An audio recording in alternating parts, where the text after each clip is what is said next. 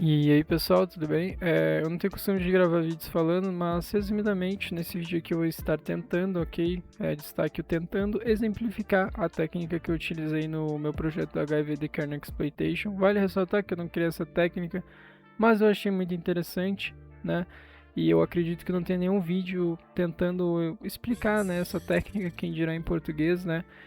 Eu sei que o tema de exploração de vulnerabilidades em drivers no Windows é um tema muito específico, pouquíssimas pessoas correm atrás, mas se você participa da comunidade de desenvolvimento de malware ou se você gosta de analisar malware, você com certeza já deve ter se deparado, né, com o tema de AVDR Killer, né?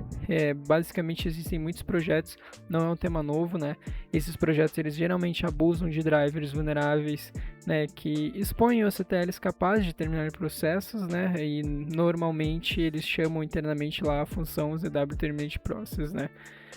Para estar conseguindo finalizar qualquer processo, né? E bom, tem todo um problema, né? Todo um desafio que você tem que passar para estar conseguindo achar um driver vulnerável que não esteja, né, na lista de bloqueio da Microsoft, né? Você vai ter que achar um driver que contém uma assinatura digital e tudo mais, né? E muitas pessoas acaba sendo que é bem difícil, né? Você realmente tá aprendendo, né, digamos assim, a explorar uma vulnerabilidade de um driver e tudo mais. Pensando nisso, foi que eu fui correr atrás de aprender a fazer um projeto, né, para aprender como se explora uma vulnerabilidade de um driver. Então, eu me deparei basicamente com o projeto do Hacksys Extreme Vulnerable Driver, que é um projeto muito antigo, né, como dá para ver. E basicamente é um projeto de um driver open source, né, que basicamente tem diversas vulnerabilidades. E o bom dele é que aqui no próprio repositório ele já diz, né, passa alguns links de alguns posts, né, de alguns blogs que ensinam passo a passo de como você consegue aprender e como você explora todas as vulnerabilidades que esse driver tem, que são muitas, né? Por mais que ele não tenha assinatura digital, é só você ativar o modo de teste do Windows e tudo mais, para você de fato aprender, né, a como explorar essa falha e tudo mais. Então é muito interessante, né? Mas a única falha em questão que eu exploro desse driver é a sua vulnerabilidade de escrita arbitrária, né? Querendo ou não, eu já escrevi, né, um tempo atrás um post no blogzinho que eu tenho ensinando, né, passo a passo de como você abusa essa vulnerabilidade dele. Não é difícil, né? O intuito geral do vídeo não vai ser ensinar, né, como se explora uma vulnerabilidade de um driver, que se você quiser só ver o artigo que eu deixei, eu vou deixar também o repositório do Hacksys na descrição, né, caso você não saiba explorar uma vulnerabilidade de um driver. Não é muito difícil, é bem simples, o código é extremamente pequeno, com menos de 100 linhas você já consegue chamar um IOCTL em um driver, então é bem simples. O intuito do vídeo vai ser de fato mostrar a técnica que vai permitir você chamar qualquer função a nível de kernel, caso você tenha uma vulnerabilidade escrita arbitrária em um driver, né? Então, eu para isso, né, para exemplificar essa técnica, eu fiz uma mini cola, né, uma super cola para falar a verdade, que eu vou estar lendo para conseguir facilitar a explicação, né? Porque só falar daí talvez não ajude muito. Então, levando em consideração que a gente já tenha, né, uma vulnerabilidade escrita arbitrária em um driver, essa técnica que eu vou estar mostrando aqui permite basicamente com que a gente consiga chamar qualquer função a nível de kernel, ou seja, a gente vai ter muito mais possibilidades. A gente pode escalar o privilégio de um processo, a gente pode finalizar o processo, a gente pode fazer praticamente qualquer coisa. Para estar fazendo isso, a ideia central é abusar do fluxo normal de uma syscall do Windows. Basicamente, o nosso programa chama uma função usermod, isso vai cair na NTDLL, a NTDLL dá o syscall, entra no stub de kernel e é justamente esse stub que a gente vai modificar para conseguir desviar o fluxo para qualquer função de kernel que a gente quiser. Para fazer isso, uma syscall vai ser utilizada uma syscall inofensiva, que vai ser a NTDD Atom, né, que ela vai ser utilizada como se fosse um trampolim. Eu fiz esse diagrama conceitual aqui, ok? Pode ser um pouco confuso, né? Aqui eu demarquei um X na kernel base só porque o fluxo não iria passar por ela, né? Mas basicamente a gente não vai estar chamando a ADD Atom W, a gente vai estar chamando diretamente já a função, a native API NT ADD Atom, né? Se você já correu atrás de técnicas de Direct Syscalls, em Direct Syscalls você já deve ter se deparado a como chamar funções diretamente, né, no Windows. Então, de forma resumida, nossa aplicação vai chamar, né, diretamente NTDD-Atom e vai uma hora executar a Syscall, vai fazer a transição para nível de kernel. E basicamente, quando chegar no stub do NTDD-Atom, a gente vai já ter modificado o PD para estar habilitando, né, a escrita. A gente já vai ter escrito na stub do NTDD-Atom do kernel a nossa shellcode modificada. A nossa shellcode modificada vai, resumidamente, mover para o registrador HAX o endereço da função real que a gente quer chamar e depois vai estar dando um jump para ela, né? Não tem segredo nenhum. Então, basicamente, a gente vai desviar o fluxo normal de execução. Então, ao invés do trabalho atual acontecer, né? Porque se você analisar o stub, né, do NTDD-Atom do kernel, você vai ver que ele desvia o fluxo e chama NTDD-Atom X, né? E então, ao invés dele estar indo para a função NTDD-Atom X, ele vai, né, saltar para a função que a gente realmente deseja chamar, como por exemplo a ZW Terminate Process, né? Então, como a ideia é usar essa mesma Syscall, né, a Syscall NTDD-Atom, para chamar diferentes funções com assinaturas diferentes no código, né, já vai ser declarado o protótipo genérico de função para a gente conseguir passar quantos argumentos forem necessários. Então a gente não fica limitado à quantidade de argumentos que a função NTDD-Atom requer, já que a função NTDD-Atom nunca vai estar sendo executada. A gente pode, querendo ou não, se a gente fizer esse protótipo genérico de função, a gente pode passar quantos argumentos forem necessários, né? No código mesmo tem 7 argumentos no total que você consegue repassar, né? Você pode aumentar. Ou seja, você não vai ficar limitado à quantidade de argumentos, né? E tudo mais. Então, basicamente, quando a gente chamar, né, a função NTDD-Atom, já devemos, né, estar passando os argumentos que a função real, né, espera receber. Então, por exemplo, se a função que a gente realmente quer chamar for a função ZW-Terminate-Process, a gente já vai passar os exatos argumentos que a função espera receber. Então, a gente vai lá, vai olhar a sintaxe, né, da função, ver quantos argumentos que a gente vai precisar passar e tudo mais. No caso aqui do ZW-Terminate-Process, a gente só precisa passar o identificador do render do processo a qual a gente quer finalizar, né? E daí a gente vai chamar a nossa função e passar os exatos argumentos que a função já espera receber. Então, basicamente, quando o fluxo for redirecionado para outra função, essa nova função vai passar a consumir diretamente os valores que já estavam pré-preparados nos registradores, né? Caso você não saiba, no Windows x64, quando você chama uma função de sistema via NTDLL, os argumentos vão parar nos registradores em user mode. Então, quando a instrução Syscall roda, acontece a transição para o kernel mode e o kernel passa a usar esses mesmos registradores como entrada de chamada. O mapeamento dos primeiros registradores do Windows, eles funcionam da seguinte forma, é muito simples. O argumento 1 fica em RCX, o argumento 2 em RDX, o argumento 3 em R8 e assim por diante. Né? Você não precisa ficar tão focado, se você não entendeu muito bem sobre o seu registrador, você nem precisa ficar noiado. É só caso você queira entender mesmo o porquê, né? Querendo ou não, quando você desviar o fluxo, a função vai ler dos registradores os argumentos que já foram repassados e por isso que vai funcionar, né? E basicamente, é claro, né, que para que esses argumentos cheguem de fato à função real que a gente quer chamar, a gente precisa desviar esse fluxo de execução. E para isso, obviamente, a gente precisa mexer no kernel e especificadamente no stub da NTDD-Atom.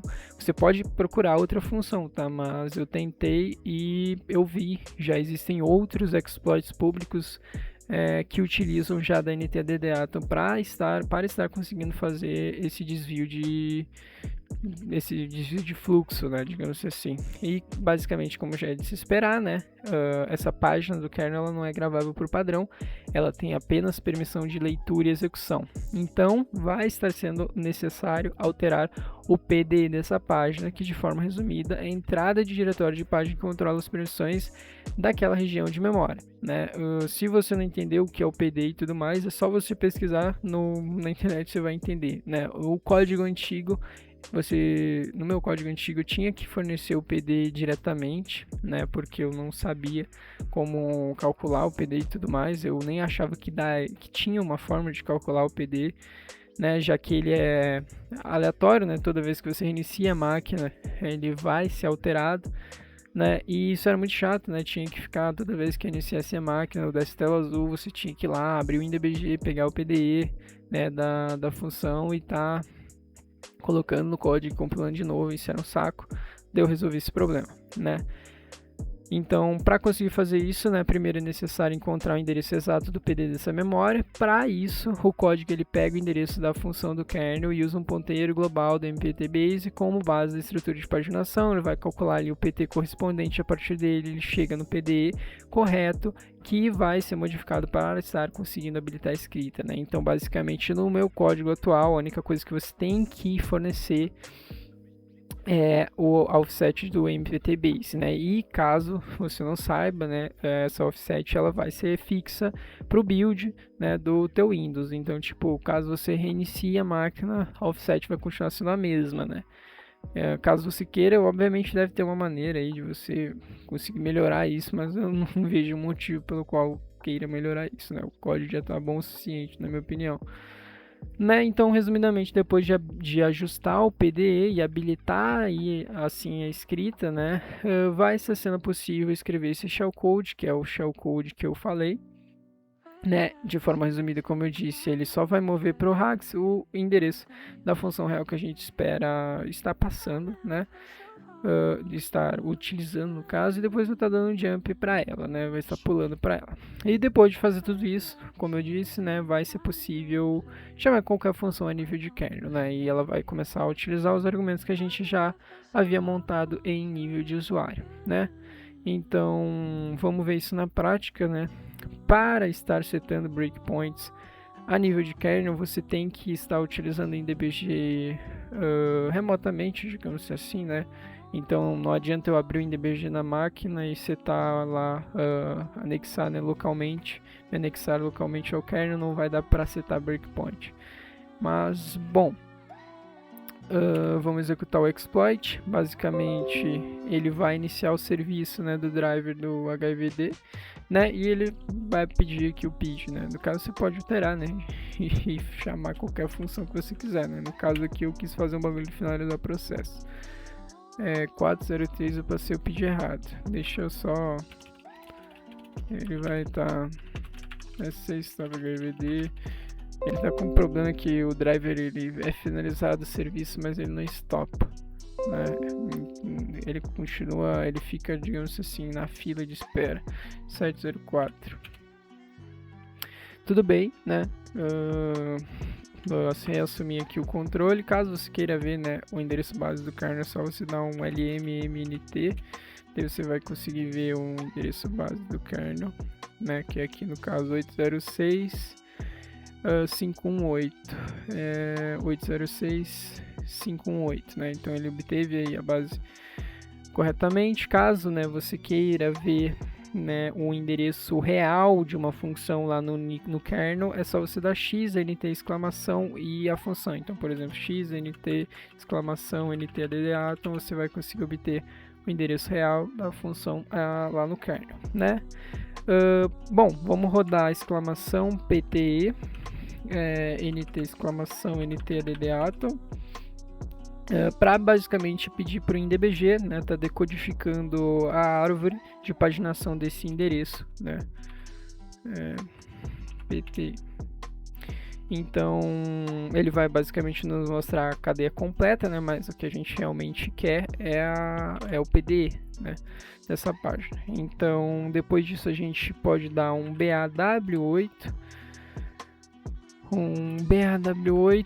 e o endereço do PDE. Se a gente dá um BL, a gente vai dar o breakpoint list. Então basicamente a gente setou, né, um breakpoint hardware de memória, né. Então quando a gente colocou W8, a gente está basicamente falando que basicamente esse breakpoint vai ser ativado com qualquer pessoa, qualquer coisa, qualquer código que tentar escrever nesses 8 bytes, né.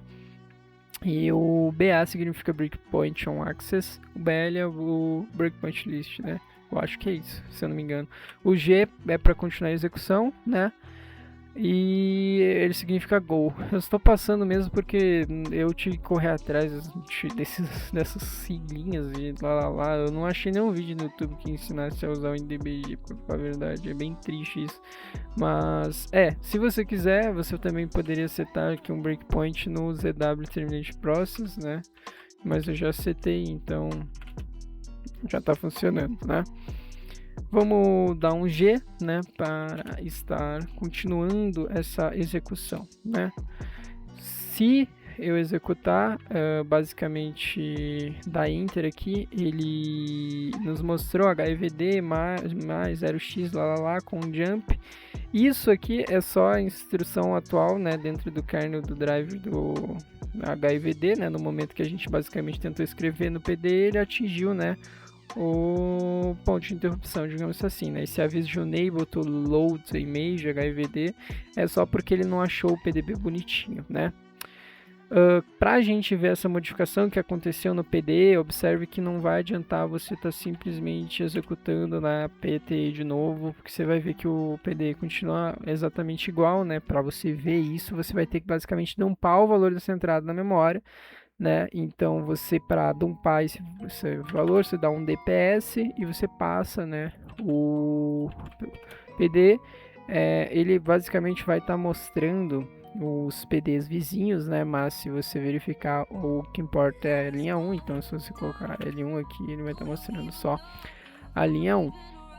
Né? Então esse daqui seria o PD original, não, esse daqui já seria o PD modificado, ok, acabou que eu não mostrei, né, o PD original, mas o PD original estaria como A1, né? Então como a gente pode ver, ele já alterou para conseguir, né, tá habilitando a escrita. Se a gente executar um UNT, NTADDAtom, né, a gente vai estar basicamente vendo, né, a escrita da nossa shellcode, digamos assim, né, no stub do NTDDAtom. Então, atualmente, a primeira coisa que ele fez foi estar habilitando a escrita, né? Então, se a gente dá um G, a próxima coisa que vai acontecer é que ele novamente vai atingir o breakpoint. Então, se a gente dá um NTDDAtom, a gente vai ver que agora sim ele escreveu, né, a nossa shellcode. Então a gente pode ver que o nosso moveHax é a offset, né, da função do passlookup process by process id, e basicamente depois vai dar um jump hacks, né? Se a gente executar novamente aqui o DPS do PDE, né, a gente vai ver que ele restaurou para o valor original, né? Então esse daqui seria o valor original, né? No caso, eu tô colocando no local errado, né? Seria aqui. Por que que ele tá ficando errado, gente? Ah, tá. Ó, esse daqui é o PD original, esse daqui é o PD modificado, né?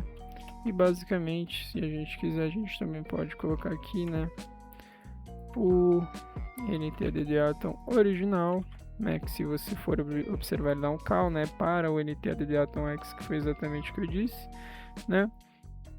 E basicamente a gente tem também o nosso NTDDAtom modificado, onde ele basicamente vai estar escrevendo, né, o 48B8, que fica basicamente aqui, ó, 48B8, e aqui a gente vai ter, né, o nosso endereço, né, em ordem de bytes invertida, né, que se chama Little Engine, né? Eu nem sabia que se chamava Little Engine isso daí. Só me lembrava que ficava em ordem de bytes invertida mesmo, né? Então, basicamente é essa modificação que o código faz. Então, com isso você já deve ter compreendido, né, como que ele acaba conseguindo desviar o fluxo de execução. Então, vamos estar limpando, né, esse breakpoint. Vamos estar vendo simplesmente para limpar um breakpoint da BC. Então, breakpoint clear, né, deve ser isso, breakpoint clear. Daí, basicamente, vamos estar dando um G, né, e vamos seguir o fluxo de execução até atingir o breakpoint do ZW Terminate Process. Então, basicamente, aqui ele tentou, né, chamar, ele basicamente deu o jump hacks lá e começou a tentar executar a função do ZW Terminate Process, né? Caso fica uma coisa interessante, por exemplo, como que a gente conseguiria observar o processo que essa função em si está querendo finalizar. Para isso a gente dá um R para ver os registradores, né? Sabendo, né, que o primeiro argumento, né, sempre fica em RCX, né, e sabendo já a sintaxe, né, da função dos Adaptive Process, a gente sabe que ele passa o handle, né? Então a gente pode dar uma exclamação handle RCX, né?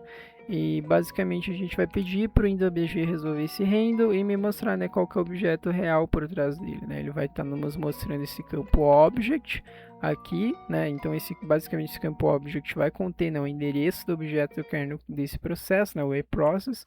Daí se você dá uma exclamação process, você vai estar listando, né? No caso ele vai listar um muito aqui. Se você quiser listar, dá um aqui, ele vai estar mostrando já o nome do processo, né, que é o MSMP Inc, que é o Anti-Malware Service Executable. Então, se a gente dá um G, a gente vai ver o serviço ser finalizado, né? E você teria que finalizar em looping, né? Senão ele vai se iniciar logo em seguida, né? Mas esse foi o intuito geral do vídeo, tá tentando exemplificar assim essa técnica, que é uma técnica extremamente interessante, né? E pouco mencionada e pouco utilizada. Eu não cheguei a encontrar tantos projetos públicos que utilizassem, né, uma técnica assim. Então, esse foi o vídeo. Espero que tenha achado interessante. Se quiser, eu vou estar disponibilizando os links tanto do projeto do HackSys Extreme Vulnerable Driver, tanto do projeto em si do HIVD Kernel Exploitation já com o código novo, né? E é isso.